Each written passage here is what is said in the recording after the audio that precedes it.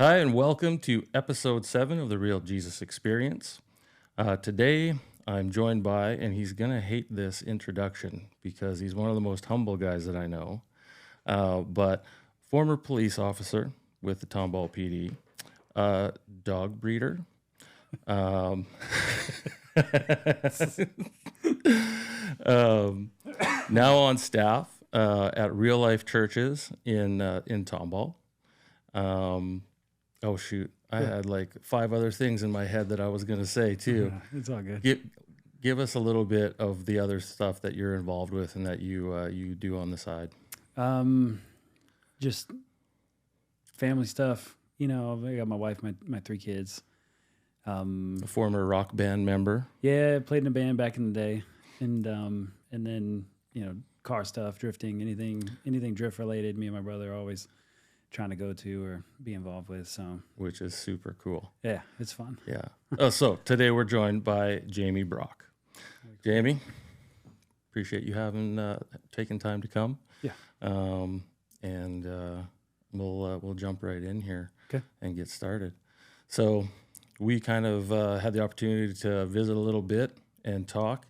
So I'm just going to get you to go back again and maybe just give us a synopsis of what it was like growing up in your early years.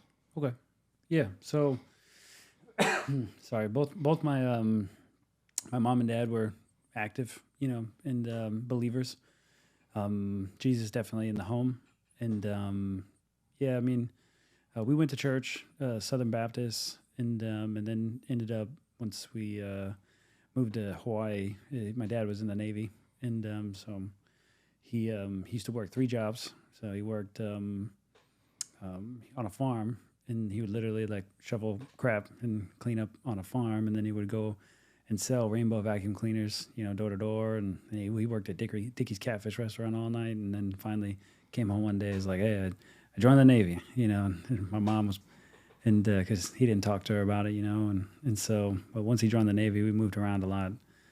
We went from Wichita Falls, Texas, where I was born. Then we bounced around from like Georgia and South Carolina and Connecticut and Florida, and then back to South Carolina. And I don't even know if that's the right order, but all over. And we landed in Hawaii, 7th grade going into 8th grade. And then that's where I spent most of my time, as far as where we lived the longest. And so we spent almost 12 years there. And so I went to middle school, high school, graduated from college from there. And so it's easiest to say I'm from Hawaii because that's what I remember the most. All right. And but yeah, no, they were great, very present. We were super poor growing up and wouldn't have known it. And so just really good family dynamic. So what age were you when your dad joined the Navy? Oh, young baby. Young, yeah. All right. And I think I was like 11 or 12 when we moved to Hawaii. Okay. And how many siblings do you have? I just have my one older brother, and so just the 2 of us. Okay. How much older is he? Just over a year. Oh, okay. So you guys are really close. Yeah, probably about the time that they could have kids, they did. Right. And they were young parents. I think my mom was like 15 when she had my brother, and oh wow, and then 17 when she had me. So they were kind of young enough to be to do fun stuff with us. Like my dad was like young enough to be competitive when we played sports with us, but then also young enough to not let us get away with stuff. Right. So what was that like when you were bouncing around from place to place? You would have been in like elementary school? Yeah, elementary going into middle school. And it was, I mean, you meet people and like you make friends with people, but you don't like make lifelong friends really in that dynamic because you're constantly moving all over the place. Right. All of my friends that I am very close with today are predominantly when I lived in Hawaii. And I trying to think off the top of my head, maybe one that I don't really talk to that stuck along with me after the move there. But you just you don't really have enough time to build those strong bonds and relationships. Just 1.5 years here, 3 years here. Like you're just kind of bouncing around. Yeah. And but Hawaii was the longest stay, and honestly, probably the best fit. and just with where we were, and so we got kind of brought into another family there, the Azumi family, and then we all just became one huge group that spent time together every weekend, and they were a big influence on us, and some of them moved out here with us too in Tomball. So, and you refer to them as family. oh yeah, that's my family. Yeah. 100%. So I was thinking about this after, like family in Hawaii is like a really like big concept, right? Yeah. So that whole kind of taking that relationship with the Azumi family and being family, was that something that you think was just part of your family before that, or was it integrating into that culture that kind of made it that way? I don't know if it was it just kind of happened. You know what I mean? Like my family's always been decently close. Like, I mean, we have our friction, we had our fights, you know, even with like my uncles and stuff like that live out in Texas. But we've always had a pretty strong family dynamic, and there's some really strong like patriarch type roles in our family that kind of kept everyone together. And but then when we moved to Hawaii, you kind of get separated from all of them because it's not cheap, it's not easy to go back and forth. And then we didn't have any money, so it was maybe if we were lucky, every 3 years or so we would make it back. And then a lot changes in that 3 years, you know. Sure. And so it was. Then when we met the Azumis, it was just like everybody clicked, and it just happened. Like we just like glue, man. That was really cool. Yeah.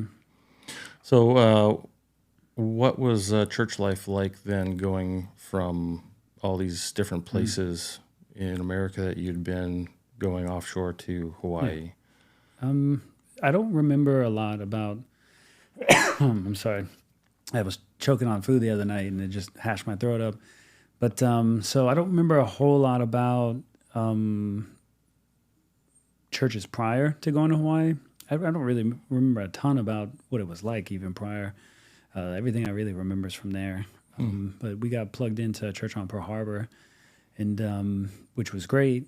And first, we had our youth pastor. We called him Chaps. He was a great dude, really strong leader. Walked it out and held us accountable, you know. And back then, maybe I didn't appreciate as much as I do looking back now, being more mature in my faith, you know. And so that was great. Plugged into youth group, you know. Got plugged in. I was helping with worship on Sundays and playing guitar, playing drums, whatever they needed.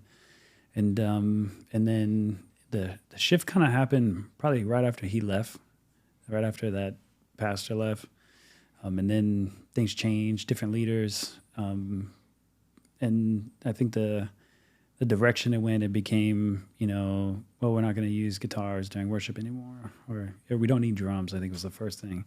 Then it turned into, we're not going to do it with guitar. And then the youth group stuff was changing, and it just really lacked that strong, like, motivational leadership that Chaps brought to the table, right? And so after that, there was a point where, and this was like a non-denominational service that we would always go to, but because it was a base facility, so you have the Catholic service that they had a Baptist service, they had a non-denominational service or whatever, and then there was a group on base that said they were going to do like Wiccan service. It's a base facility. Everybody needs to have fair access to it.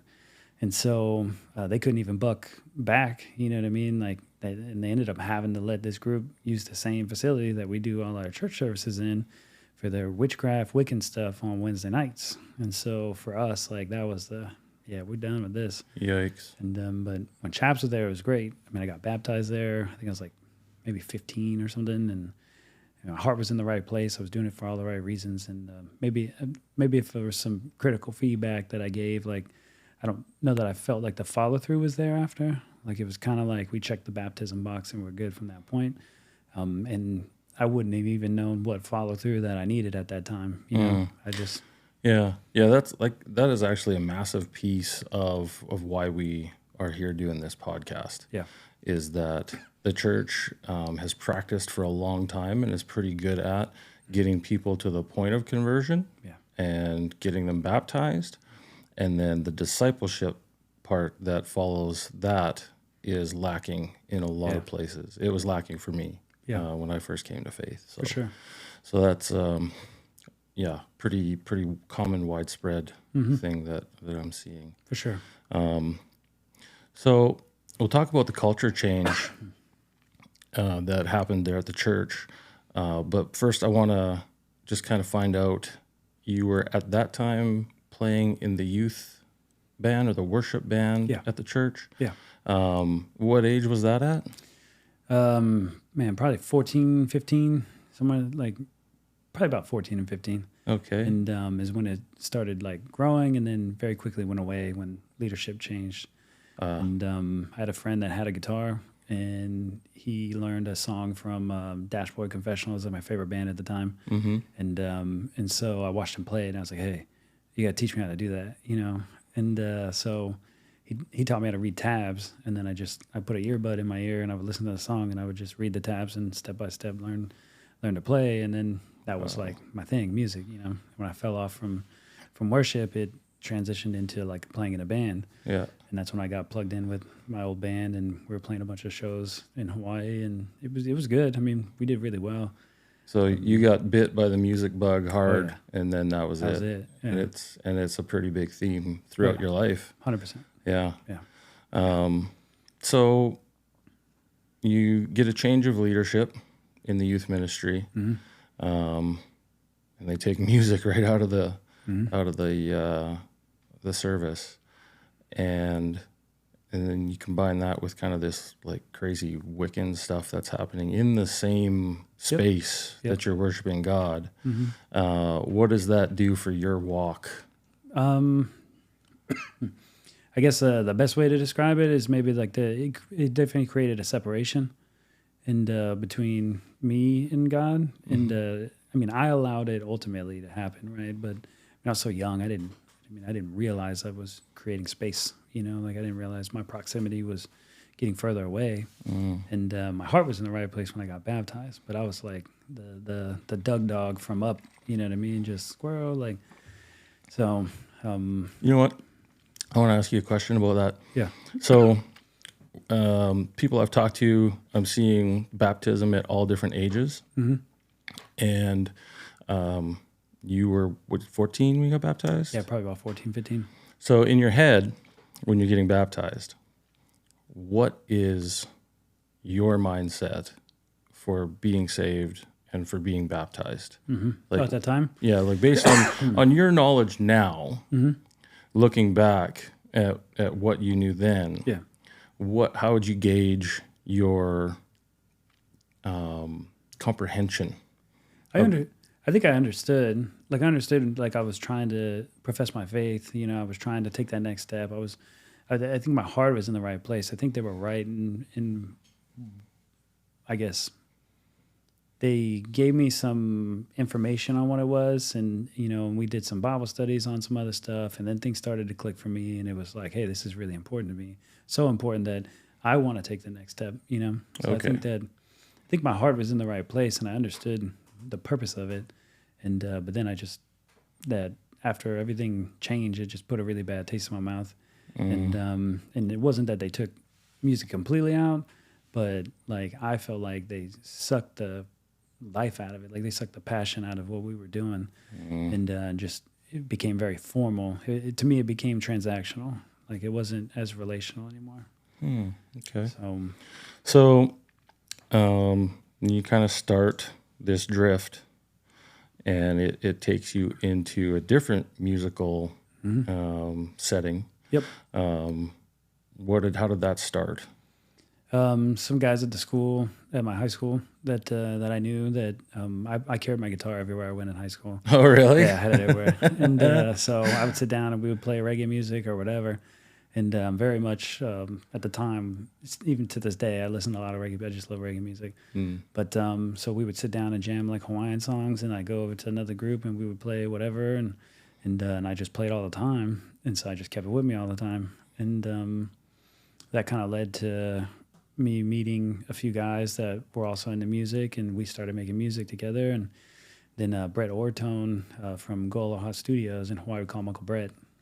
They came and we filmed one of their music videos for like a media project for a local reggae band there. The LP Pickers, what they were called.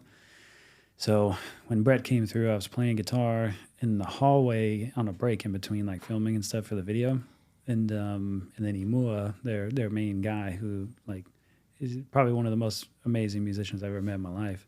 He came out, and then we were playing together and just jamming. It was great, you know. And Brett came out, was like, "Hey, you know, you ever thought about coming by the studio, just checking it out?" And so we were like, "Yeah, I'd love to. You know, as long as there's no bands in there, you can come and just record whatever you want." And so we just lived there. You know what I mean? We just, at that point, it was like, let's go to Uncle Brett's. And he don't have nobody on this time, so let's go to Uncle Brett's. So that's where I got plugged into like learning how to do the studio recording side of all that. And I had a buddy named, my brother. I call him my brother. He's an Izumi family member, you know, and so he's my brother. And Eric, and he owned a company called Audio Resources Hawaii.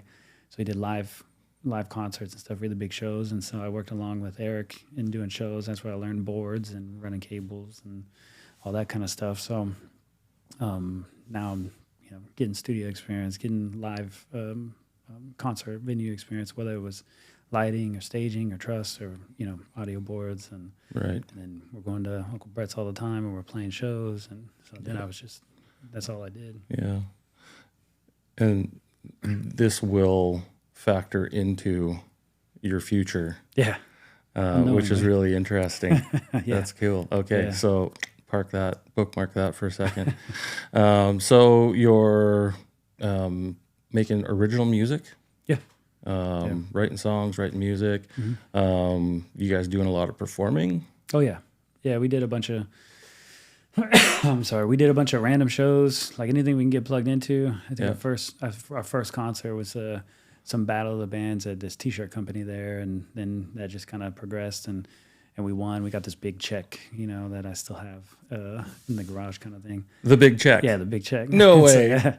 So this was like battle of the bands, like Hawaii, like across all the islands? Yeah, it was all different. This particular one was just all different bands, so different genres, different everything. Right. And so we won that, and then, you know, then we started playing at different like little bars and concert venues and stuff like that, and that's kind of where like that dynamic of like the partying, or, you know, that's where things started to shift kind of in not a great direction. Yeah. Some band members doing drugs and the whole party scene. Yep.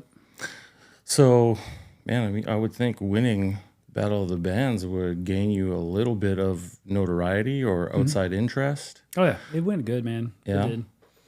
What was the like most like coolest, prominent, you know, like what was the biggest thing that kind of came out of that experience? I mean, we met a lot of people, and there were some people that you know, had some really good big ties that we got plugged in with, but we were on the verge of that big moment. You know what I mean? Like, we were on the verge of like, this could be really great. Like, we got our new, we're gonna make this album. We called it Breaking Out of Paradise. You know, like we're gonna break out of, you know, Hawaii, and like things were really going great, and we were on the cusp of like something really big happening. And then you know, drug use and personalities and things like that got in the way, and ended up with a really messy band breakup. And everybody kind of parted ways, and people's stuff never got given back, or, you know, like it just kind of things just got rocky. Right. And, there at the... Some of them stuck it out and kept making music. Yeah. And later down the road, they picked it back up, and it was good. Like, the music they were making was pretty good.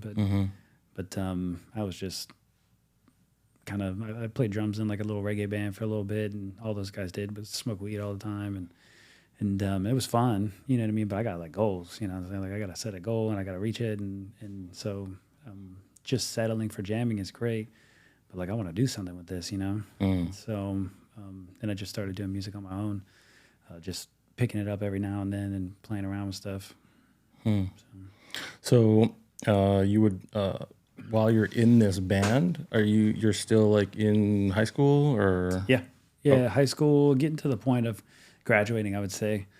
And I think so. It just feels so long ago. It's like half my life ago almost, you know? Right. Yeah. But yeah, it's towards the end of high school for sure. When the breakup happened? Yeah, Okay. I'm pretty sure. They might have graduated and I was like a senior, or maybe I just graduated. Gotcha. And it's kind of when it all just was like, Okay. So the whole music thing kind of implodes. You're out of school. Yep. So then what's next with life? So college. So again, my dad was in the military, and so he was kind enough to transfer his GI Bill to us so that we could go to school and keep, getting a degree. All he asked us to do was get a degree. Yeah. Were you like a good student? No, No? not at all. No. So the music was way more of an interest than academics? Yeah, I think my GPA when I graduated high school was like a 1.8 or something, bro. It was bad. It was really bad. It was I just skipped school or, just wasn't a priority. Right. And all the things I love to do, to surf, to fish, like all the things that I would want to go do, all happen like first thing in the morning is the best, Right. And so I was just really distracted. Girls, whatever it was, I just didn't care. And honestly, it wasn't that I didn't know the material. I just never paid attention. Right. And so then if you're not really into school, yeah. how does the whole going to college? So I went to a community college. I had to do like 3 or 4 placement math classes before I could even start taking like ones that counted towards my degree. And first semester, great. Second semester, a little worse. And then I start falling off the wagon again, right? Distracted, skipped school, going to the beach, whatever. And so I end up on academic probation. Well, if I end up, basically, I got to go to a different school. So, because if you have to pay all that money back to the GI Bill and like there's all that. So I'm not familiar with the GI Bill. So it's like, how's that work? So they'll pay for your schooling and then you get like a stipend as well. So like some sort of payment, you know what I mean, to go along with that. So the school's getting paid for and you're making money. I say making money and you're getting a stipend to help support your living costs. Right. But you have to maintain a certain... Yeah, you got to pass all your classes. Oh, okay. So all right. Then I transferred because I was on academic probation and all those things get reported. And so I just transferred to a different school. So that way I never got... I got to think, like, if you've got a 1.8-ish GPA, is it difficult getting into schools? Not in a community college. Really? So, okay. Yeah, not in the community college. So then I transferred to a different university and restart a semester with the next submission, you know what I mean, is different. So I went to Honolulu Community College, Capilano Community College, Leeward Community College, Windward Community College, and then I just ran out of schools. And I was like, you know what, so basically I was like, I'm gonna join Honolulu Police Department, man. I got a buddy on there, and he's telling me how to go through the application process better, and so I'm going to join Honolulu Police Department. So I go tell my dad, like, hey, I'm not going to go for my degree, and school's not for me. And I'm going to be a police officer. Like, police officer was never something that I wasn't like, my whole life I want to be a police officer. Like, I wasn't one of those. Right. It was kind of like the only thing that I could study about that wasn't a struggle for me to sit down and read a book on. You know what I mean? Like, it was interesting. Oh, okay. So I would read it is how it kind of started. Yeah, so it held your attention. Yeah, so I got into I had that conversation with him, and I expected him to be like, don't you freaking blah, blah, blah. You just wasted all this, and, because he could have used that, And I did. I absolutely wasted. I felt like, looking back now, I was so ashamed in the way, the story of the prodigal son, right? Like, it's like, now I got to go back to him and tell him that I messed up, and I expected him to be mad. And he was just, I've never been more disappointed, kind of speech. And it just hit, And so one day he was like, hey, you're coming with me. There's college campuses on Pearl Harbor. Every time I got to go to school, it's a drive and it's traffic and all these things because traffic in Hawaii sucks. And so, there's campuses on Pearl Harbor that I never knew about. And so he's like, we're going to meet one of these guys. So we go, They have like Chaminade University and Wayland Baptist University and University of Hawaii. They all have their little tiny campus on base, and for like soldiers and stuff to go to. And so we went by there with no aim for any specific one. We just went, and all the counselors' offices are in the kind of the same area. And so we walked in, and the only counselor there was at Chaminade University. Michael Bell was his name.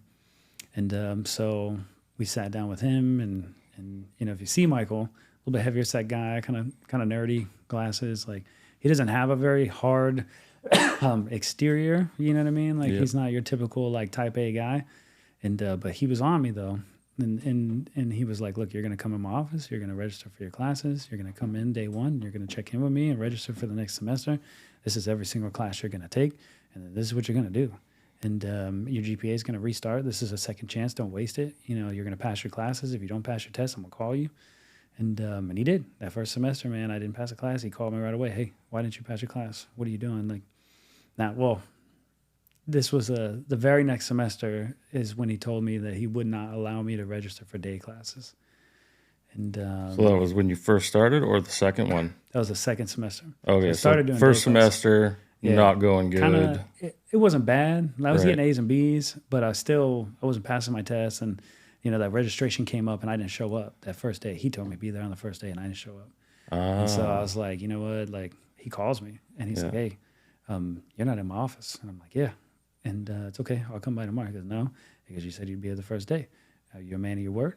And I'm kind of like, man, like, this dude is really on me. You know what I mean? Like, And so when I didn't pass that test, he asked me, "Why didn't you pass the test?" And so then he wouldn't let me register for day classes. He's like, "I'm only going to register you for night classes."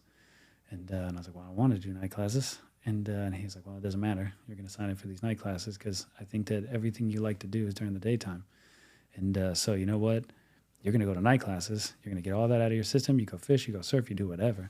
Then you're going to go to night classes." And so when you didn't show up in his office and he called you, what happened? I came in the next day. And, so he let you come in the next day? Yeah, he let me come in the next day. Okay. But every time I didn't do what he asked, and he was holding me accountable. "Are you a man of your word? You told me you were going to be here, and you didn't show up." You know what I mean? Man, it goes right after your manhood. Oh, dude. Yeah. And it's funny because like he's not the guy to do that. Like when you visually look at him, you're like, right. But I'm so thankful for that dude, man, because he really got, like, after a year or so, he didn't have to bother me. Like, I had built up pretty good habits. And I showed up. I registered for my classes. I was getting good grades. And I think the big shift was when he told me I had to do night classes. Because I can go and I can surf and I can fish. I can do whatever. Yeah. I get all that energy out. And then I come to class. And, man, if I just pay attention, wow. Like, I know what he's saying. Man, I don't even need to study. Like, I'm retaining this stuff so well. I just go in, ace the test. That's it. Write my papers. Boom. It's easy. Like, everything just became easier. Okay, so you noticed a real significant difference. Oh, yeah. Yeah, first test. Very first test where I kind of studied, but I started to study, and I was like, man, I already know all this stuff. I'm not even going to study. And so didn't study, showed up, aced the test. It was the easiest test I've ever done in my life. And this was like 2-3 weeks of night classes, you know what I mean? And I was like, man, maybe he's on to something with this not letting me do day classes thing. And then school was easy, How many students would you say were at that campus? Well, Chaminade University itself has thousands. It's a full campus. Right. And but the Pearl Harbor campus specifically, each class maybe like 15, 20. All right. And depending on which class it was, and if it was one that multiple people would use for an elective or whatever. Yeah. A lot of them were actually religious based. So like a lot of the electives I had to take were, modern Islam or Judaism or like different things like that as my electives. Interesting. And I'm just trying to get a feel for like how many students would this guy have, been a lot over. Yeah, I bet a lot. And he took a particular interest. Oh yeah. In this one kid. Yeah. And was going to make sure that he gave it his all. Yeah. That's Michael very Bell, cool. Really, if that dude didn't help me, I don't know where I would have went or what I would have done.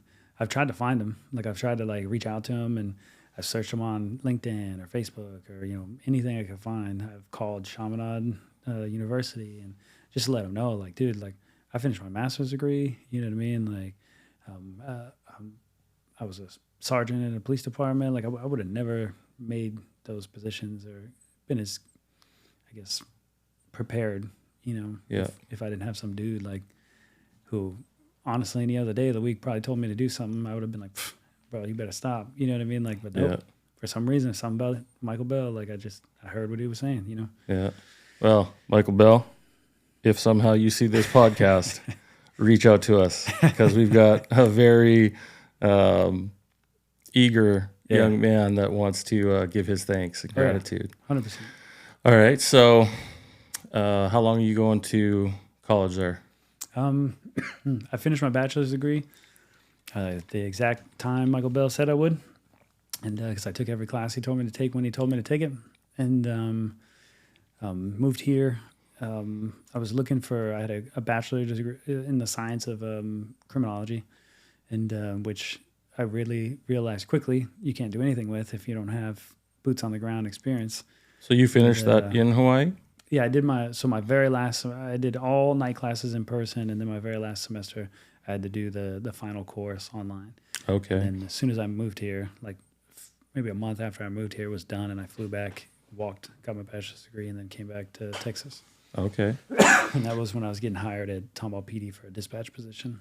Okay. So while you're in college, after your first semester and you switched to night classes, did the kind of like partying lifestyle where you were with your relationship with Christ, was that kind of just continuing? Were you like kind of more in the world or? No. So when I was 19 is when I met my wife, and that's when that kind of stuff started dying off. Like I really wasn't interested anymore. I was still working, throughout all this, and whether I was at the movie theater or wherever it was, I was working, and so that kind of started to just less and less important. And then maybe I fell into like this, like, I don't know, holiday Christian era of like, show up for holidays, sometimes on Sundays kind of thing. And CEO. And, yeah. Church like, Easter only. Yeah. Or exactly. Christmas Easter only. But I did get, right before I moved, I found a good church. It was Hope Chapel in Hawaii, a very big discipleship church there. And probably one of the most influential, maybe even more so than the initial church on Pearl Harbor, in I guess what I understood about the importance of relationship, and the way that their sermons were led and how important that was, started kind of there, but I didn't get to go very long, maybe a year at most. And then the first day I went, it was Hope Chapel, and the very first day I went there, they were changing the name. And so they're doing a sermon about why the pastor felt like called to change the name, and they changed it to Inspire Church. And so it's in Waikele Shopping Center in Hawaii. It's like this little shopping strip. And so when I started going there, I was like, man, like everything's hitting. The music is there. The worship it's passionate. You know what I mean? It feels meaningful. The sermons are on point. Like these guys they're good. You know what I mean? Like they're pouring into me. Like, and then I moved. You know what I mean? And then I became that kind of, I'll go. If I find a place. What was the reason for the move? So we were planning on moving from Hawaii to Texas anyway, just because it's so expensive. Oh, and then okay. My dad, after me and my wife got married, and then my dad was like, hey, why don't you just wait till this time? It was like a year or so after we got married. And he was like, and then, the military, they'll ship all my stuff and we'll just leave all your stuff with our stuff and take it. And, because we want to stay by each other. Right. So we moved out here, and I moved to League City first, stayed with my brother. And then we ended up getting a partially furnished apartment in Cinco Ranch because my wife was working at Master Cuts at Katie Mills Mall. She transferred over there. Okay, well, let's back up for a second then. How did you meet your wife? Man. So my mom went to get a haircut in a mall, and she texted me. She's like, hey, you should come over here. This girl's really beautiful. And she's cutting my hair. She says she's single. And, of course, I'm like, no. I'm not. Thanks, Mom. Yeah, I'm good. I'm not going. I'll pass on that one. Yeah. And so long story short, she kept texting me, come. I'm like, nope, I'm not coming. And I didn't. I was like, no, I'm not coming over there to get hooked up by my mom. So So she actually she comes home, and apparently she was like showing her pictures of me and stuff like that, and it's really embarrassing. Yeah. But so she comes home and she's like, hey, she gave me her business card with her cell phone number on it, and she gave me the card so that way you could text her, And so I was like, I'm not texting this girl, right? And then later I was like, let's see what she looks like. So I grab the card, I go on like MySpace, Oh, wow. Yeah, MySpace. Okay, yep. So I pull her up on MySpace. I'm like, okay, she's pretty, and but in her about me section, there's like a picture of The Rock with no shirt on. It's people you'd like to meet, and I'm like, oh nah. I'm like a scrawny, long hair. I had the hair like probably down to here, and Oh, what? oh yeah, I had long hair for like 8 years there. Oh, wow. So, I'm not going to be this girl's type kind of thing. But so I finally text her. I'm like, hey, sorry about my mom. I don't know why she would do all that. And she ends up texting back, I don't know what you're talking about. And so through this text conversation, I realized that none of that was true, that she gave her the card with her cell phone on it so she could make appointments to come back and get her haircut. Oh, no. And, she told me. So she told me that it was to text her, and obviously Right. that's not the case. And so, but we kept texting until like 4 a.m. or something.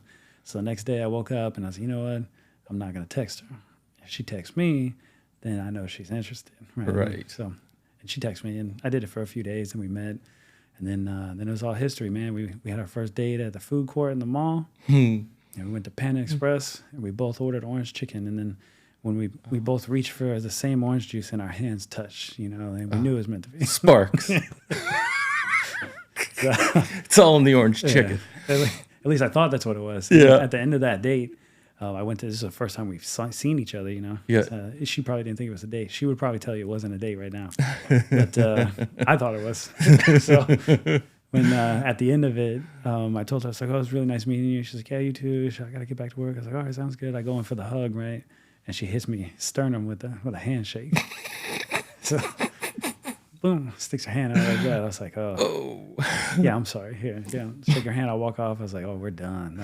We're never going to see each other again. But no, she texted me again, and I was like, oh, so there's a chance. Nice. All right. So how old were you when you got married? 21, I think. 22, maybe. Somewhere like that. All right. It was Cool. 2012, so probably about 22. All right. So you're married, and you're coming back to Texas anyways. You wait for a little bit so that you all come back as a family, and you're at League City, Cinco Ranch. What? How do you go from Cinco Ranch to Tomball and Tomball PD? So I was looking for somewhere to work. I knew it had to be in law enforcement for me to eventually, at some point in my career, be able to use my degree to make any moves, right? What would you use that degree to move into? So in law enforcement, like promotional opportunities at a lot of agencies of a certain rank, you have to have a degree, right? Or you could do juvenile probation stuff and maybe promote to some supervisor role there. Or, like, I don't know exactly what my plan was. Honestly, it was easy for me to study and read about, so I stuck with it. Right. And then I was like, you know what, I got to get a job doing this in order to capitalize on the fact that I just spent all this time and money, because the GI Bill only lasted 18 months because he split it between me and my brother. So after 18 months of transferring from college to college, and I have to pay for this myself. Oh, okay. And so I did. When I was paying for myself, I did better. It kind of typically happens that way. And so I was looking at different cities around Houston because I knew I didn't want to drive downtown Houston every day. And then Tomball was hiring for a police dispatcher. And I was like, you know what? Let me just try that. I drove out there first and drove around the town. I liked kind of how small it was. And there was no tollway back then and all that. And this was 2013 maybe. And so it was probably about, I think I got hired in March of 2014. Okay. But so I applied for the dispatch spot and I got that and started dispatching. I loved it. And but then I took my first week out of training. I got a robbery call at a TMP pharmacy in Tomball. And When you're dispatching. yeah, it was like my first week. I'd just gotten released out of training, and I really hadn't had a whole lot of in-progress calls, like none like this anyway. Right. How long is the training for that position? I want to say it was like 3 months. You know what I mean? Oh, Like okay. it's kind of like a progression of, because the dispatchers, they take all the non-emergency calls. So if you just call to the department for whatever, they answer. They take all the traffic over the radio. So anybody saying anything over the radio, and then they answer all the 911 calls. And then you Oh, got wow. officers and detectives and stuff coming in and asking you to, hey, run a criminal history for this or do that. And so it's a lot of multitasking. Right. And so it's like you start with non-emergency, maybe you start with radio traffic, then it was non-emergency, and then emergency calls, and then you start doing all three kind of thing. So Right. it's probably about 3 months. All right. So you get released to be on your own, First week. and you get what was the call? It was a robbery at a pharmacy in Tomball, and they had like shots fired, and the dudes went and hid in an apartment off of Cherry Street, and so I'm like, oh my gosh, wow. right? Like, so this is like big. This is about as big as it gets, in my opinion at the time. And so I'm like, man. So when all that was said and done, and they're calling out, shots fired or one down, and like, I don't know if that's an officer or not. You know what I mean? So I'm sitting behind the radio, just like, dang. And I was like, I got to be more involved in this. Like, this ain't gonna work. Like, sitting behind the radio, Yeah. it's cool, but I want to contribute in a deeper way. And so eventually I went through the police academy and got my TCOL license, the state license, and just laterally transferred into an officer position. So how long were you in dispatch before you went to the academy? Probably 2.5 years, and then 6 months of an academy, and then so probably about year 3 I was an officer. Okay. And in your time in dispatch, I'm assuming you saw or heard a lot more worse things than a robbery. Oh yeah, but yeah. How just like mentally, I mean, the average person doesn't ever get exposed to that kind of thing. Yeah. Like how do you process that, and how do you deal with all that emotion and adrenaline? I think for me from the beginning, like I've always stood firm in my faith, but that doesn't mean I always walked it out the best, And so going into it, and you start taking calls like that, or you hear like the level 10 just screaming, or the lady whispering on the phone, calling 911 because she doesn't want the other person that was physically beating her to know she was calling, right? So like you deal with this kind of heavy stuff. So I knew right away, like if something bad happened because I made a mistake, I didn't want to carry that burden, you know what I mean? And so I had this thing in my mind of like, no matter what happens, no matter what, if I mess up, or if I forget this, or I don't ask this, or something happens, that was just God's plan. Because if God wanted to use me to rescue this person or do this, then he would have used me to do that. And if I made a mistake, then that was just a part of his plan and what he wanted to happen at that time. And so right off the bat, I realized like I have a purpose in this. And if it doesn't go, it's not always going to go good, and if it doesn't go good, that's okay. And because if God wanted me to save that person, I would have, you know what I mean? Like it would have happened. Yeah. It sounds like if I rephrase that in the way that I'm hearing it, is that you found freedom in recognizing God's sovereignty. Yeah. Like, for sure. Like, I can be free of the guilt and the burden of something going wrong because ultimately he's in control. Yeah. And what would you say like your spiritual maturity was at that point? Because obviously I think that's like a Holy Spirit thing. Yeah. Right? Yeah. Like that sounds like it was kind of inspired. Yeah. I think it matured me in my faith because it was something I never considered. I never had to think about like, if I don't do this right, or even when I started on patrol, like if I'm doing CPR and they don't make it, you know what I mean? Like, well, I did everything I can do, and it was their time, you know what I mean? Like, and that's okay. And so it definitely made me lean on my faith more. And then throughout the intensity of things and different calls and things like that, like I started leaning heavier and heavier because it was more and more difficult. Especially going from dispatch behind the scene to now I'm physically here, observing it or, experiencing it, I guess. Yeah. So during this time in your dispatch and academy and when you get out into the field, are you plugged into a church somewhere, going to church? I tried a bunch of different churches, and I went to some in some movie theaters and down in Katy, and then I'd probably been to like 10 different ones, Mm-hmm. and I was looking for what I had in Inspired Church. You know what I mean? And nothing fit. There were churches that had just as good of music. You know what I mean? But it just didn't feel right. And so I bounced around from a lot of different churches, and then it became at one point my buddy Dave from Hawaii. We call him Dave the Wake Slave, and because he's a sponsored bodyboard and he did the surf report and stuff, you know. Okay. And so my buddy Dave, me and him decided, you know, we're going to start an online. You know, church doesn't have to be in a building. You know what I mean? We're going to start an online like Zoom meeting with us and our family in Hawaii and anybody else who wants to jump in, and we're just going to do Bible studies together. And so we did that for a little bit, and then just throughout time, there were some pretty crazy calls that made me question, you know, am I walking my faith better? And like there's one, it'd be a whole podcast in itself to break down, but it was like this lady saying she was possessed and stuff and stuff. So this is like a police call. Yeah. Oh, yeah. okay. Yeah, middle of the night, and like there was just a lot of craziness, you know. And so Saying that she was possessed. oh yeah, she was crazy. Dude. And you're on dispatch or you're in the I field? was on the field. Yeah, I was on. It was on a call. So did you come face to face with her? Oh yeah, we talked to her, and she was saying all kinds of crazy stuff, and talking about, you know, serpents, and talking about stuff in the entertainment industry.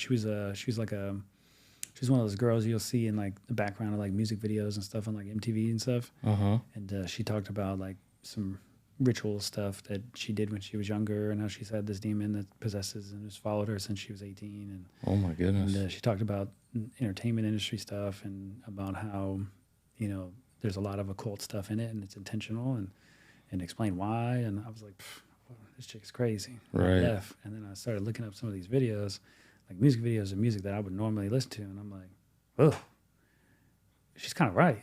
You know, this stuff is there. And then like now I'm kind of questioning everything. And then now I'm watching a Disney show, and I'm like, huh, that's weird. You know, that dude troll just had a baby. You know what I mean? Like now, like weird things are standing out to me. And I have kids now at this point, right? Yeah. And so I'm like, maybe she's right. Like maybe this stuff is. So now we're talking about that in these online, you know, Bible study groups. Right. And I think some people felt, because I felt like maybe Disney had bad stuff in it. Like that was extreme. You know what I mean? And it's like, no, I mean, I'm a big fan of, I don't know if, you know, Tony Evans' breakdown of like Genesis, right? Where he's talking about the Pandora's box, and she gets the box, she's got the key, and it's a beautiful box. She's not supposed to open it. Or she can't help it. Goes over, opens the box, and all these horrible things come out, and you can't put them back in.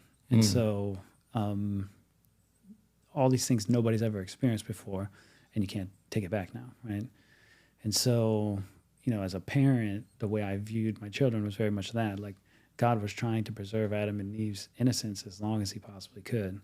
And then I'm supposed to do that for my kids too. And then, you know, because Eve wanted to be like God, or was deceived by the serpent, right? You know, she went and ate from the tree of the knowledge of good and evil, and then all these emotions that they've never felt before, shame, guilt, fear, right? They're hiding, you know, all these negative things they'd never felt before, but now they're experiencing. So this point in my life made me think, as a father, I'm supposed to protect my children's innocence as long as I possibly can.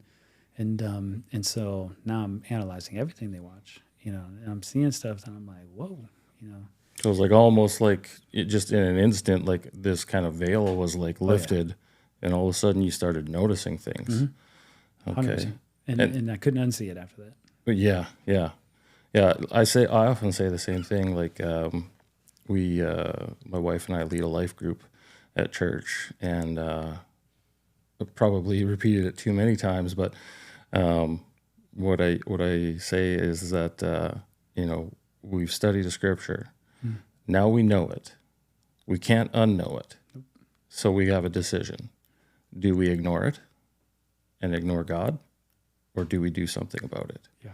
And it's kind of like the same thing. Like once you've seen some things, they're there. Yep. You can't ignore them. Yeah. Interesting. So how old were you when you had your children? I think I wanted to finish my master's degree, and so I did my master's in public administration, specializing in government administration. and because I wanted to maybe do city management, something like that, Right. eventually at some point. And so I waited till like my last semester, and then we ended up getting pregnant. And I think there was people around us that were struggling at the time to have kids, and it was like, oh, I mean, we're 26, we're not young, but let's just not try, right? Because Google says that this is actually kind of hard to do. And then bro was like, freaking Google lied. Yeah. So, but anyway, so I think it was 26 when I had my daughter. She's 7, about to be 8. Okay. Next month. And how long was it before number 2 rolled around? About 2 years, almost on the dot. We have my son. He's 5 now, and he'll be 6 soon. And then of recent, my daughter is 1 today, actually. Nice. Yeah, today's her birthday. So. Nice. Cool. So these Bible studies, like, is this something that you've been doing for like a long time in place of church? Not until we decided we were going to do it. I don't think we were deep in the Word like we wanted to be, but maybe it was a way to get deep in the Word together. Okay, so this was like a new thing to attempt to somehow grow in your spiritual maturity. Yeah, so we started doing, go on the Bible app and find one that we could do together, Right, and, right. And just kind of walking that out. But then, I think people maybe felt like we were a little, like, too, like, anti-worldly. I don't know if that makes sense, but like because we were questioning everything. It wasn't that we believed all that, but it was like, hey, I watched this. What do you think about this? You know what I mean? You think like this is bad? Like all these things that we're seeing now. Like I think people felt like me and Dave were just a little too much with it, Right? And they didn't see or hear or they were still too into the world, maybe. Some of them not, right? But some of the people that jumped in were. Yeah. What timeline would that have been around? Like 6 years ago, 8 years ago? Probably 4. 4 years ago? Yeah, maybe 4. So. All right. Even 4 years ago, I mean, there was a lot more negative connotation because like anybody that's talking about that kind of stuff is a conspiracy theorist. Oh, yeah, that's exactly what I think we felt like we were. Right. And, which made us feel kind of like misfits. Right. But we're 4 years later now. Yeah. And it turns out like a lot of that stuff wasn't conspiracy theory. No. It was just like a preview. Yeah, exactly. Yeah. We have me and Dave have a very like uncompromising faith, and we'll call each other and hold each other accountable, or we'll call each other, hey man, what do you think about this? Like I've been sitting here, I've been thinking like, I don't know, it could be something stupid like the energy stones on like a bracelet. Right? And it's like, like those mood, this colors for this, or it's like, I don't know if I like that anymore. You know what I mean? Like, so it was just like things like that, and then we felt like we were just kind of outcasts. Like we didn't fit in anywhere, and that's why I couldn't find a church. Right. And so one day, Kathleen, one of the ladies up at the church, she hit me up, was like, hey, you should come by Real Life. And I was like, no. Like, how did you know her? Basically, like her husband was like a mentor for me at one point, and so when I met her, she kind of gave me the times of the service, and there were some things and stuff that I wasn't gonna go. Like, wasn't interested. Yeah, I wasn't interested at the time. Like, I'm not fitting in anywhere anyway, right? Like in my head. And then one day I woke up and it was like, we were doing services at 8, 9:30, and 11 back then. So it was just stuck in my head, 8, 9:30, 11, 8, 9:30, 11. And so I woke up at the like 5 in the morning, and I blew Dave's phone up until he answered. I was like, hey, I'm going to this church at 8 a.m. I don't know why. It's stuck in my head, but I'm going to go. And will you go with me? He was like, yeah. So I pick him up. We go. And they do a sermon about how we're a church full of misfits. An island full of misfits and broken toys.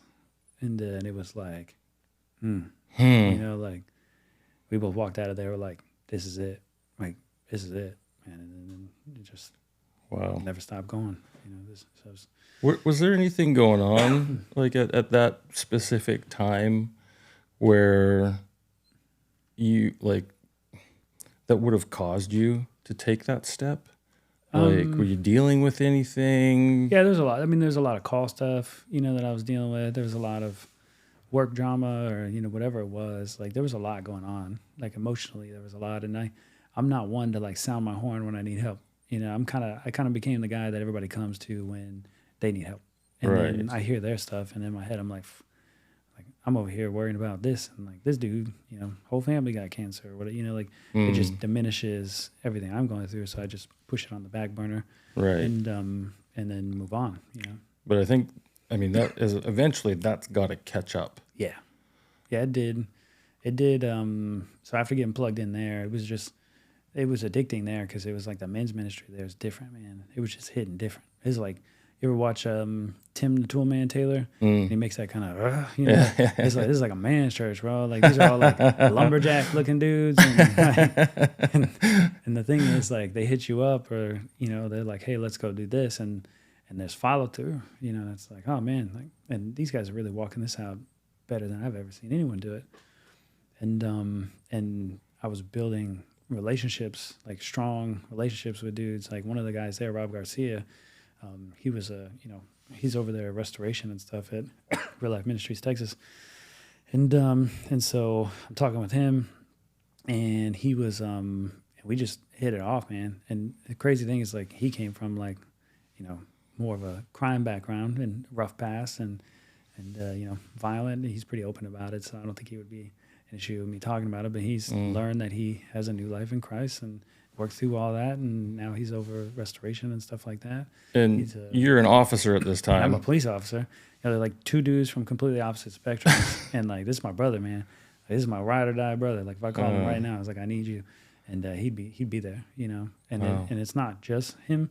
There's tons of men there like that, you know what I mean? And so we always talk about, who you discipling, who's discipling you, right. And these guys they're doing it. Like, I'm watching them do it, and it was like, man, so getting connected there, that's where, like, probably the fruit of my relationship with God came the most from, was once I got plugged in there and moving forward. And because I had really good examples. I think you could tell me that this is what it is, but how do I walk that out? And then you could throw a baseball in the auditorium and you're gonna hit a dude that is walking it out. You know what I mean? Like, it's like there's so many good examples, and So when you started attending the church, then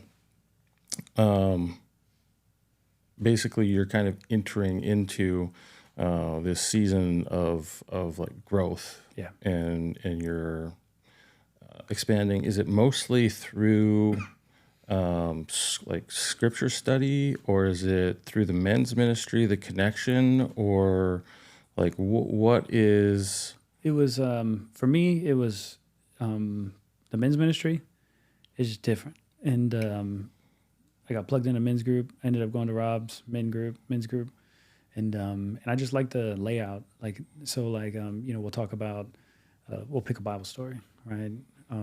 So Jesus went to the well. There's a woman at the well, right? Like, and he was talking to her, and he was explaining to her that the drink that he provides is never ending.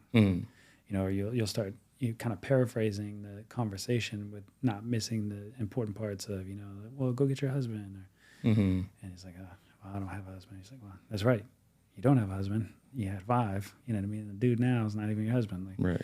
And so, like, you're paraphrasing the story. So, like, you come in, somebody volunteers to take the story that week. They come back, and then they tell the story. And then it was like in a conversational way. And then it was like, okay, so then what did you hear him say? And everybody repeats the story back as what we heard him say. And then we go to the story and read it together. And then we go, is there anything that he missed?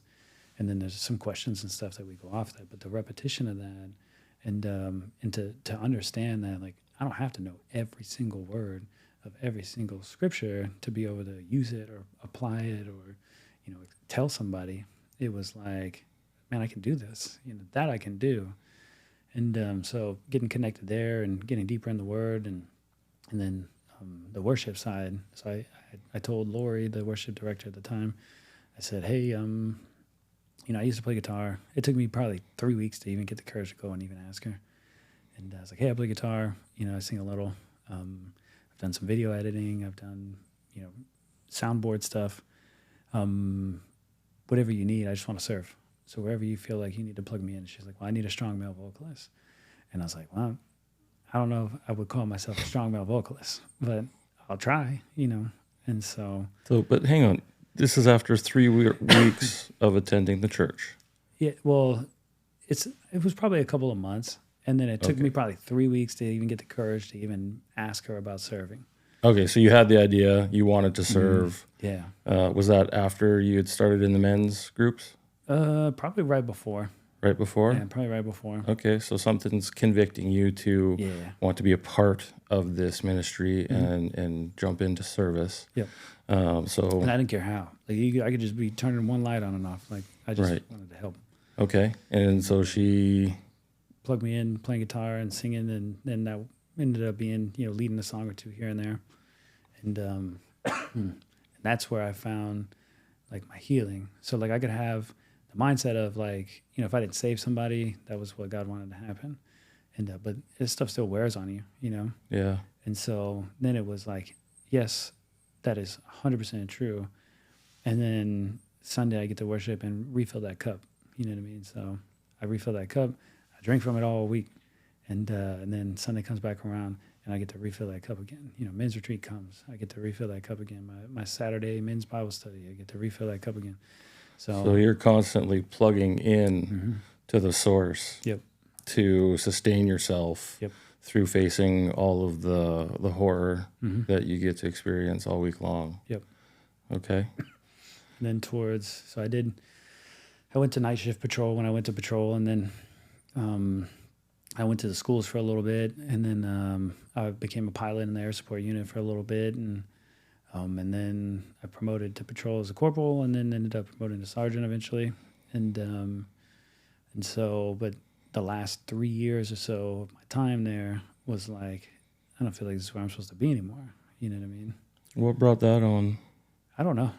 I'll be honest. I don't know. I just felt like God was moving me somewhere else. And it wasn't me or my own selfish ambition, like, because I had a future, you know what I mean? Like, I'm promoting, I'm putting in for position, specialized divisions, I got a pilot license, like, things are going good. But I just feel like this isn't my purpose anymore.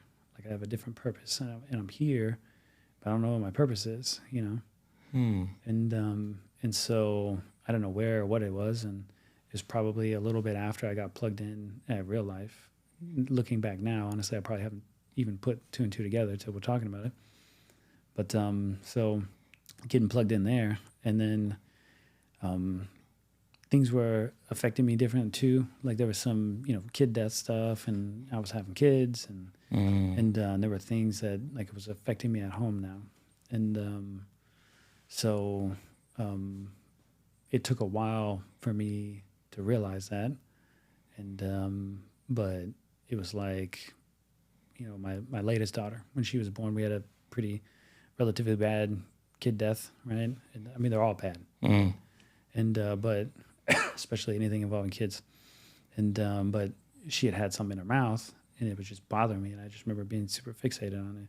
And then after I had my daughter, like I would have like these panic attacks when she would spit up, and I didn't know why I was having the panic attacks when she would spit up, and it probably took me months to figure out it. And, with that's like bad dreams, like all this stuff that was happening. And then I talked to Rob Garcia about it a lot, and he helped me process through a lot of it. And it probably didn't ease off until I talked to Pastor Brandon Giddon. And when I talked to him, he talked about a really traumatic incident with his daughters being involved in a car crash, and how now every time she calls, he gets this anxiety of, I got to answer the phone. And he goes, so then I'm just going to be more intentional. I'm going to answer the phone every single time, no matter what I'm doing. And that's okay. Like I know now that I'm going to have that response, and that's okay. So I think my mindset at the time was like, I'm broken and something needs to be fixed. You know what I mean? I need to be repaired because something is wrong with me. And I think talking to him then made me realize, well, it's not that I'm broken. I just went through some terrible stuff, and that's okay. You know what I mean? Like It's not that I'm broken or need to be fixed. I just understand, like, okay, you know, I'm gonna associate some things with that, and when she spits up, that's okay. You know, it's okay. Like, it's okay that I feel this anxiety. It's okay, because I felt like so mad at myself. Like, you know what I mean? Like, this is my fault. Why am I doing this? Or, you know, and it was like, well, no, I went through something traumatic, and that's okay. And I'm gonna have a reaction, and that's okay too. Any reasonable person would, and it's not that I'm broken, and I'm just gonna be, you know, even more so. She spit up. Give her here. Let me fix this. And so that's when it really started to shift. And then probably maybe a year ago, Lori, the worship director, asked me. She said, and in between this time, I've been applying for jobs. Like I'm praying and applying for jobs. I'm praying and applying for jobs. All within the police. Yep, in that last world? 3 years or so. Okay. No, most of it not within police world at all. You know, like completely getting out of it. So And, so you're like feeling like this is not where you should be anymore. yeah, And so you're throwing lines out Yeah. everywhere. everywhere. I had a cast net, bro. I was like, I just flung the whole cast net. And I was like, Lord, just whatever I'm supposed to do, just leave. Just waiting for the door to open. Yeah. Okay. And so I was applying for stuff, even like places that have talked about, you know, could hire me. And I'm not even getting a response back in this application phase, to the point, like the chemical plant where my dad works, like he walked in and was like, hey, my son's been applying for this. Here's his application. Right. Still didn't get nothing back, you know. And then my brother got an interview at that same place, but I didn't get it. But you didn't. Yeah, and I'm way more than qualified education-wise at this point, because I have my master's degree, and experience-wise. And but nothing is sticking. And how frustrated I was. Like, Oh yeah, like in the I don't moment. understand. Like, I know I'm not supposed to be here, so where am I supposed to go? Right. And all these doors just slammed in my face. Yeah. And so I'm getting really frustrated. And like a year ago, Lori asked me, she said, if you could do anything, what would you do? Like, if you could do anything in the world, what would you do? I was like, I don't know, music, you know, maybe something like worship music, I don't know.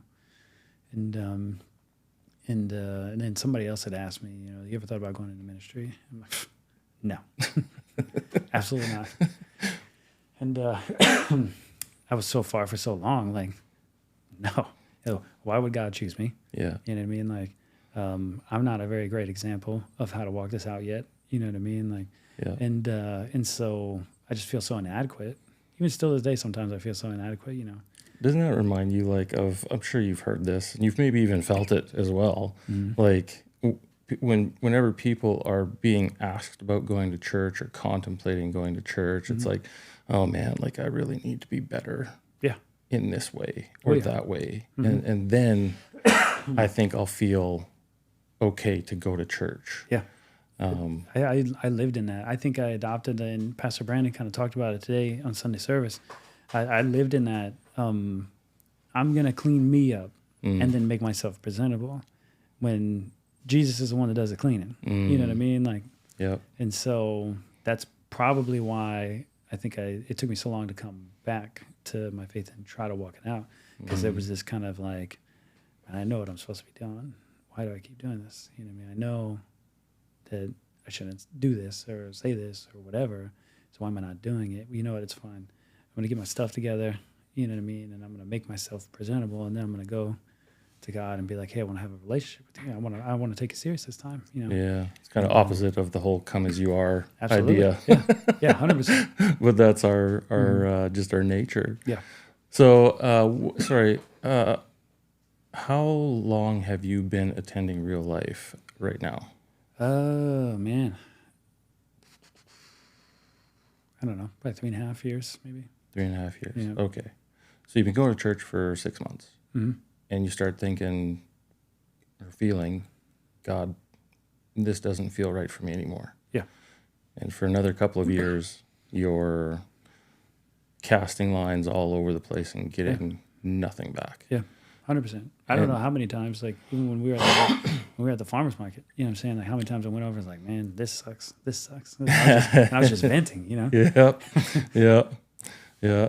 So, and then it's like about a year ago, would it be? Yeah, probably about a year ago when Lori said that, and then I'm kind of like, you know, you ever thought about getting in ministry? No. Yeah. Absolutely. Such a quick no? Like, no. Just instant. God's not going to use me for ministry, right? Like in my head. Yeah. And so basically, I went home that day though, and I was like, like what pay cut could I take? You know what I mean? Like how maybe I'm applying for all these other jobs. Maybe I need to just like look for stuff for less pay, or how low of a pay could I take where me and my family could still make it? Because you assumed that going into ministry would be a reduction in pay, Yeah, it or was you kind of knew. It was kind of like, I mean, I assumed, Right. Like I've never been plugged into ministry. I don't know I didn't know what any of them make or know. Right. And so I was like, just let me calculate this out, right? So I add up all my bills. I start breaking all this stuff down, and how much this costs and that costs, and I kind of land on a number. Like, okay, with this number, wherever God wants me to go, if I could land around here, I would be okay. It's gonna suck. I'm gonna struggle. It's gonna be hard, but I can make it, And so, fast forward. Before you fast forward, Mm-hmm. I'm just going to try to kind of talk this back and see if this sounds right. So you started to get plugged into serving and growing in the Word. Then you have a sense that God's got something else for you. Mm-hmm. And then when you decline it outright, Mm-hmm. then you get kind of prompted to go, well, what's the bare minimum I could exist on if it was God's will? Yeah. Yeah. And so you're kind of starting the process of surrendering to His will. Yeah. For where He wants you to be. Yeah. It was very much like, I know this is what I want for me. Right. But what does God want for me? And maybe I'm shooting too high and there's somewhere else I should be looking. And so it wasn't necessarily like I'm going to calculate it out so I can get into ministry, although that's what got me thinking about it. But it was just like, maybe I'm looking in the wrong places, Yep. Maybe I'm trying to implement my will. But so now I need to just pray and listen, be guided by, instead of trying to take the initiative and apply for all this stuff. Okay, let me slow down. Let me walk. I'm running. Let me slow down, Yep. And so then, there were some conversations about a potential position doing tech and worship art stuff at the church. And so I was like, okay, I would love to do that. Like, there's nothing more on the planet that I would love to do. And I love music. And the thought of doing it worshiping, you know what I mean? Like, had never occurred to me. All the time I've done music, like I'd even done worship music in a church before, but it didn't feel like this, And so, yeah, I would totally be interested, And I went through the process, and it was like,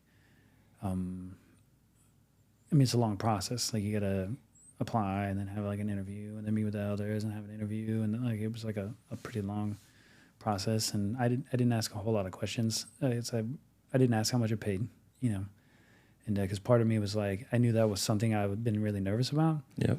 And so I was like, look, hey, I got 3 kids, and a wife, and I'm the only one that works. And so I would ask to consider that, but at the same time, I also understand, like, I'm not doing this for the money. And I figure you guys will let me know when what and when what you can afford, and when you want me to know, and you'll just tell me then, and that's okay. And so I didn't ask a whole lot about the money side or anything, and I just prayed and prayed, like, hey, this is where you want me to go.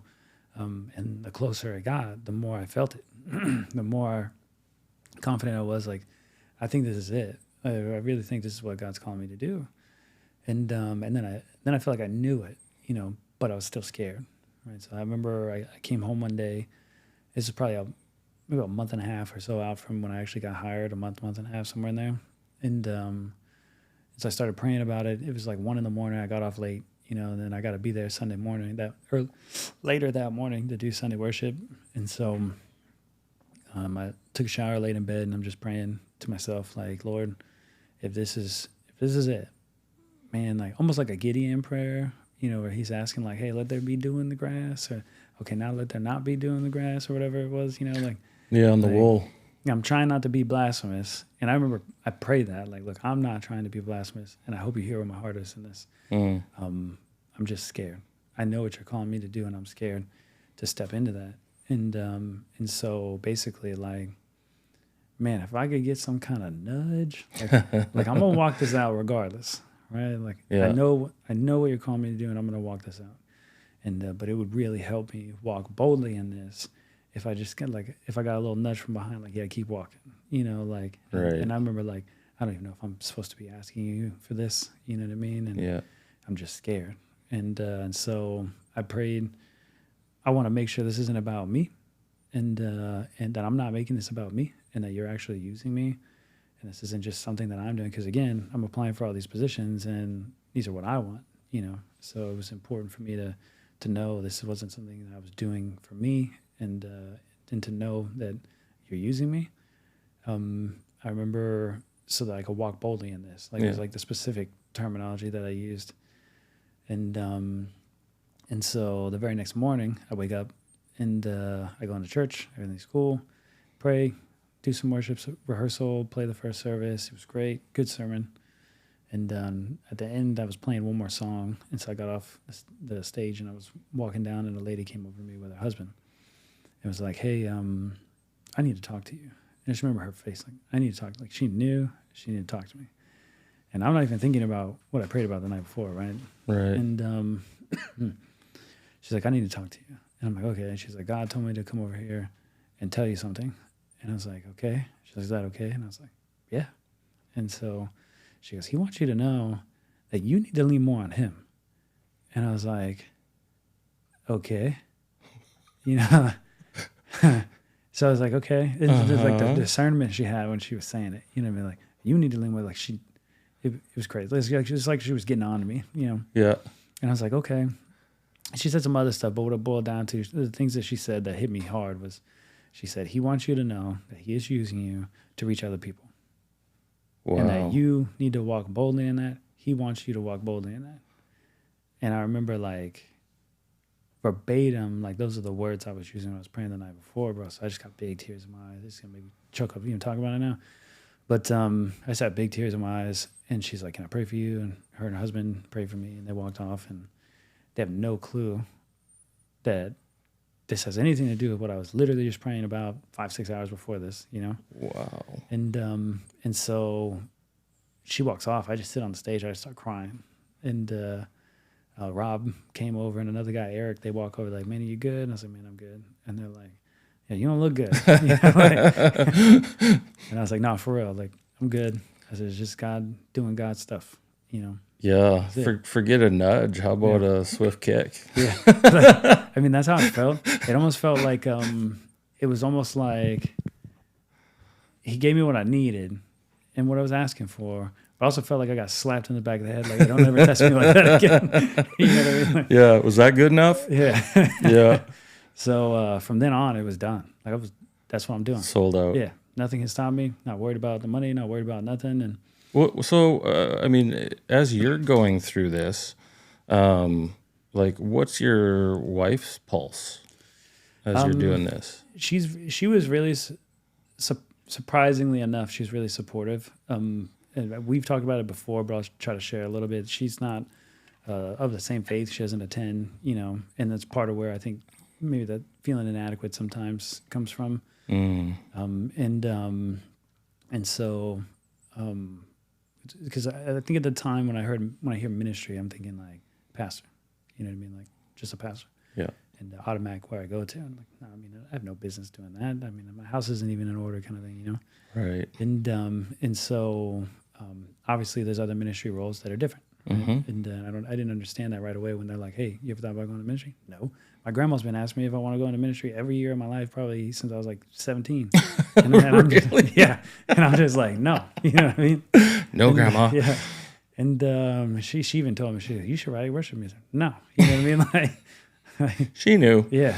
And so she saw something I didn't see yet, And so, but with that, I expected to go back to her and her be like, money, whatever. And when we sat down, we had a conversation about it a few times, but then we actually sat down and talked about it.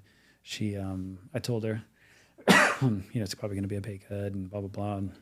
And she goes, "Okay, well, that's what you want to do. I support you." And which I don't know that I expected it to be. Like, it felt genuine. It wasn't like it was authentic. Like, she really wanted me to do it, and if that's what I felt like I was being called to do, and because I explained to her everything, even I even talked. It was, I think it was right after that situation with the lady came over to me and telling me, what she told me on Sunday service, and so I said, we really got to sit down and break this down, and so when I talked to her about it, she goes, well. She goes, I mean, I guess on the bright side, like, maybe we'll qualify for food stamps or something, maybe we'll get more money back on our tax return, Yeah. And so I was like, look, you're already thinking of positives I never thought of, Yeah. And so she's been really supportive, which is great. It's been great. Yeah. So you get this like word from the Lord through this couple. Yeah. And what happens next in this? Well, I'm sold at this point, and I mean, I was already sold, but I'm like, I already packed my stuff. You know what I mean? Like, I know where I'm going, and I don't know why. You know what I mean? Like, I don't think I really understood why, and I kept asking myself, like, I don't know why he's using me, but I know he's using me. All right. You know what I mean? Like, and so fast forward, like, when I finally got the offer, and again, money for me was such a big concern because I knew it was going to be a big pay cut, and I'm the only one that works. I got 3 kids, my wife, and but I felt like not asking was me trying to like honor that. And so when I got the letter email, I remember I looked at it and I was like reading through everything, and I immediately start skimming, looking for, and I'm like, freaking stop, dude! Like just read the whole thing. Like, and I'm committing to having a relationship with God, and like I'm reading the whole thing, and I get to the bottom. And I see the pay, and it's verbatim, like to the exact dollar amount that I calculated a year prior. Exactly. Like, exact amount. Yeah. Exact Wow. Amount. Yep. I thought it was going to be like, I didn't know what it was going to be. But at this point, bro, I have so much discernment with this. At this point, they could have been like $12 an hour. I'd be like, okay. Lord, I'm going to trust you. Your commitment was like to the point, like he had given you all the indicators that you needed, that like it just doesn't matter anymore. You're just obedient. Yep. Wow. Yep. And he just like puts it right on the penny. Mm-hmm. And so I typed it up, my letter of resignation. I typed it up. I mean, I left on good terms. Like I was good at my job, and no ill will towards anybody or anything. And Chief, mentioned like other potential opportunities that he had me pegged for, and that's great, and it's cool. And I don't know, they really understood it. And, and so he's not a believer really. So, I told him, I was like, look, from a worldly perspective, like, you're right. Like, I got 9.5 years so I can retire. You're telling me about all these opportunities. Like, I make good money. My wife doesn't work. You're right. Like, from a worldly perspective, everything I'm doing right now is absolutely stupid. Right? Like, but you have to understand, like, I got to be obedient to what God's calling me to do. And I explained everything to him. And I told him all the stories and every little detail of everything. And I don't know that he fully understands. So I finally just told him, I was like, look, if I have so much discernment with this, like, if God told me that if all this happened and he's like, I want you to go mop floors at McDonald's, it's like, in 2 weeks when my notice is up, I'd be mopping floors at McDonald's. And I wouldn't understand why, just like I don't understand why now. And that's okay. I would have went and I would have done it because I know what God's calling me to do. And that's it. Like, it's, wow. So, yeah, worldly math and God's math. Yeah. Never the same. Yeah. Yeah. 100%. Yeah. Yeah. So, all right. And so then you accepted the offer, obviously, and you've been at New Life for how long? Real life. Real life, sorry. So they hired me, and I think it's been into May. It was like May 21st or something like that. It was my first day. Okay. So you're kind of getting acclimatized and plugged in. Yeah. But y'all got a huge project underway right now. Yeah. Correct? New building. Yep. New building. So our normal Real Life Ministries Texas building is on Main Street in Tomball. Yep. And so we're moving to Cherry Street, like right at Cherry Medical Complex. And so I'm just getting the construction finished, and I'm kind of spearheading the media side, the multimedia side of that, the tech, the streaming, the audio stuff, and working with the company we're using. And but man, it's been good. so different. Like you go from this type A, like difficult, a lot of drama, some backstabby type stuff, and when promotions come up, and IA investigations, and like all this stuff. A lot of pressure, hey? Yeah, and then you move into this like that. My first week there was like staff retreat, and so we go out, we're planning sermons, we're doing these little groupthink things together, and establishing the goals and how we're gonna reach goals and how we're gonna. And so, I remember thinking like my very first day was when we went for that. It was my first time on staff, and I remember thinking like, man, like these people we're on mission with the goals, right? And each group, like you got small groups, you got worship tech arts, you got next gen for like our student stuff, or like, so we're all creating these goals, and then like also how can I support small groups in there? How can I support next gen?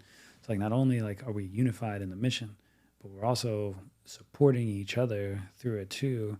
And that was such a difference from what I'm used to. It was like I got to pinch myself to make sure this is real. Like, oh my gosh, I feel like I stopped to breathe for the first time. Like, yeah, I was going to say, I mean, after being in that environment in the police force and all of the insane, horrible things that you saw, and that doesn't just all flush away.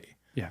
Like, what has the decompression been like since leaving the force?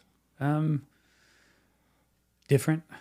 I think again before I had people I could vent to, at least like Rob and them, and I think I'm sharing more with my wife probably than normal, and it's been this kind of roller coaster of like some anxiety, and then I'm fine and I'm good, and I'm really at peace with it, but it's kind of like this up and down. Like I don't know that I'm ever gonna decompress all the way, if that makes sense. Like I almost feel like there's a happy medium to this of like I think part of it too is like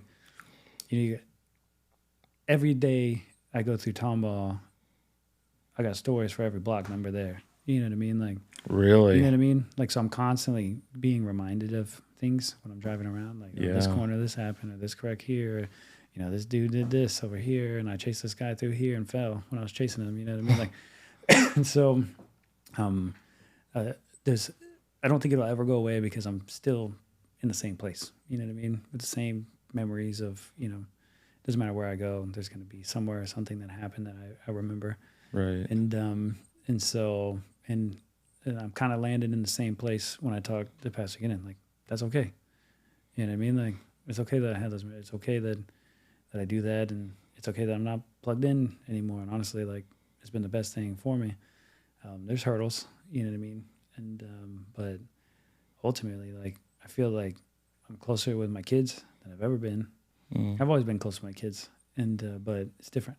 Like I come home and they're like, play hide and seek, and I'm like, yeah, and I want to. Like I have the energy to.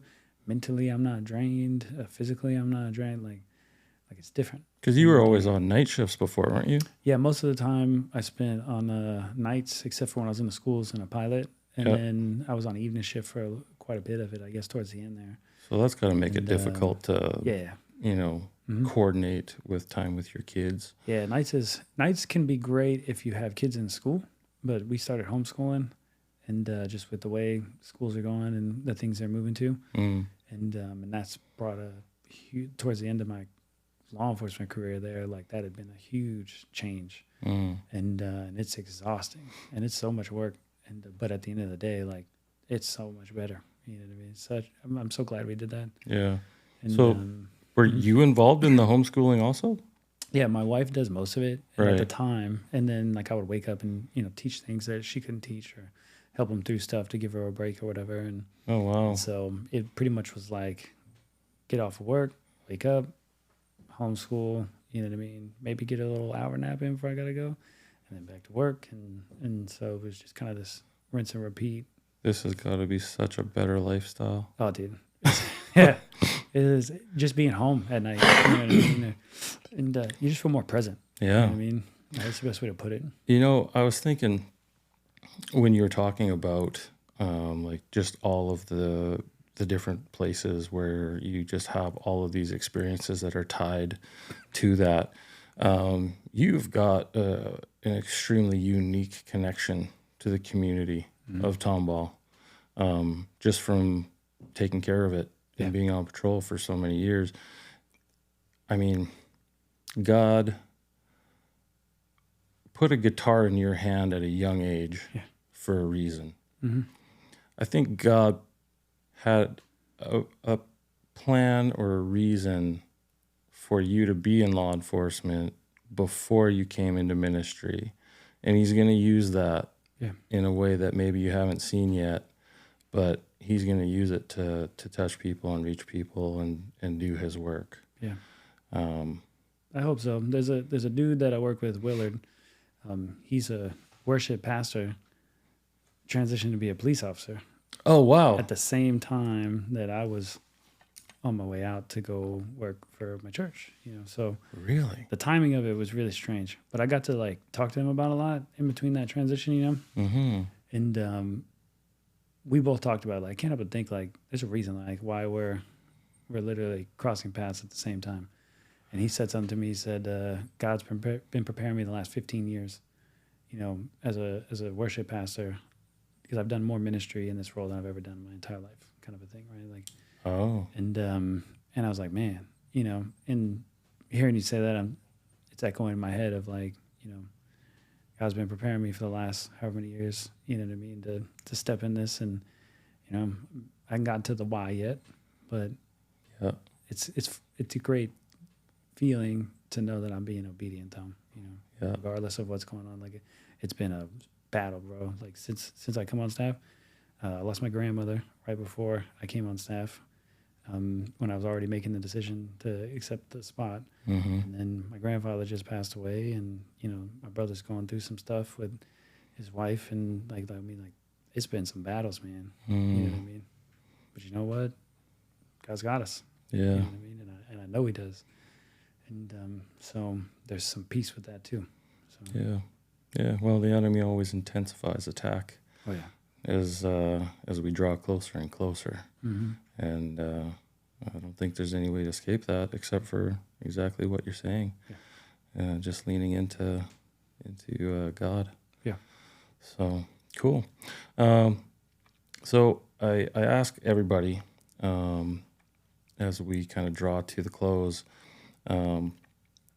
because of the experience that you had specifically and how you moved from, being a holiday Christian, and then kind of just growing in your desire and getting plugged in, what would you have to encourage somebody who is not sure how to get connected or how to, they're curious, but they don't know where to go or what to do? Yeah. Is there anything that you would have to? Yeah. I think that for me, at one point I had this misconception, I guess maybe is a better term, of, you don't have to go to church to be a Christian, which is 100%, like, I don't think there's anything wrong with that. Yeah. But what you miss is the being in a relationship with one another. And I see now the importance of that, where I would make the argument now that it was a necessity for me. You know what I mean? And I didn't realize it. And so there's that. So getting plugged in somewhere, I think, is the best and most important thing, and asking, and then just stopping and evaluating, am I fixated on what God wants from me? You know what I mean? Or am I blinded by my own, selfish ambition or pride or whatever it is that's holding you back? And really just praying or fasting, and I fasted on it, just that I want to be led by God, not by me. Yeah. And I remember just constantly, like multiple times a day, probably 10, 15 times a day, where I'm stopping, like, Lord, just please, want to be led by you. I don't want to. I'm trying to slow down. I'm just going to listen. I'm just going to wait. I'm just going to listen. I'm going to get in your word, and I'm just going to listen. And I just want to be led by you. I don't want to get in the way anymore. You know? So I would say getting plugged in and just really doing some self-reflection on, you know, is this what you want, or is this, you know, what God wants for you? This is a big difference. How integral was getting into the Word and studying Scripture to your growth? Oh, huge part. I think prayer was the first big thing that shifted. The amount of prayer and the more consistency with it, and just kind of figuring out that, you know, I don't have to be super formal. You know what I mean? And just talking to God. Yeah, and so I think the prayer side of that, and then definitely God's word. And man, I'm connecting things and stories to like my life, where like I'm reading something and it's just stuck in me. You know what I mean? And then like a week later, I find the opportunity to kind of like share that with someone, and they're like, oh my God, I've never read that before. You know, like yeah. Like, and I've also learned a lot of things that I thought the Bible said that it doesn't say. You know what I mean? Yeah. So yeah, there's a bunch of those. yeah. Yeah. And so it's vital, man. It's a necessity. Absolutely. Yeah. It's such a, I know what you're talking about, like, you know, when you're studying something and then all of a sudden you're in conversation with somebody and it's like, man, like I just literally studied that. And we just think, you know, oh, wow, what a coincidence. Yeah. It's like, well, probably not. Yeah, exactly. Like probably the Holy Spirit revealed that to you for this instance. Right. But it's such a joy when that happens to get to be a part of that. Yeah. That's cool. Awesome. Hey, man. Well, thank you so much. Appreciate you making time to come here and braving it out as we're waiting for Hurricane Beryl to come down on us here in Houston. Yeah. But anyways, so as we wrap up, I just want to ask anybody who's watching this if you know, you found Jamy's story interesting, if you like our message and what we're trying to do here, you know, please give us a thumbs up, subscribe, share it with a friend. Just all the things that would help us to spread this word and just give God glory. So thanks y'all for joining us. Take care. Thanks, Jamy. Yep.